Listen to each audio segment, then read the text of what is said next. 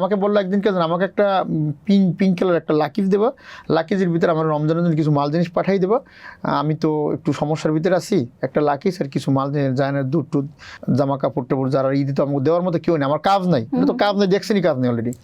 তো ওই জায়গা থেকে যেন আমার সাথে একটা ফটোশ্যুট করলো, কাজটা যেরকম সময় আকাশ টিভির মামলা এই মামলা মিলিটারি, আচ্ছা আমি একটা লাকিজ পাঠাই। আমি লাকিজটা পাঠাই বলছি কি জানি লাকিজটা আমি পাঠাইছি এটা একদম সম্পূর্ণ সিক্রেট রাখবো, জানি পৃথিবীর কেউ জানি না জানে।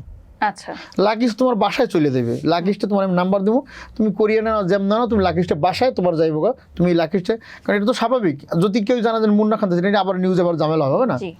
সেই লাকিজটা সে নরসিংদী সে নিজে গাড়ি ড্রাইভ করে ড্রাইভার লিয়ে আনতে গেছে, ম্যানেজারের সিনে, ম্যানেজার বলে মুন্না ভাই একটা লাকিজ পাঠাইছে, লাকিজটা কাকে দিব? কয় কিসের লাকিজ ভাই, এরকম লাগেছে। তো ম্যানেজার তো চালাক মানুষ, যেহেতু মুন্না খানের ম্যানেজার আবার সুন্দরভাবে পোস্ট করলো আমাদের অফিস থেকে একটা লাকিজ চুরিয়ে গেছে, কিন্তু এই কথা বলে না যে এই লোকে লাকিজ চুরি করে নিয়ে গেছে, ওইটা আমার জ্বালাবার জন্য বলছে আর কি।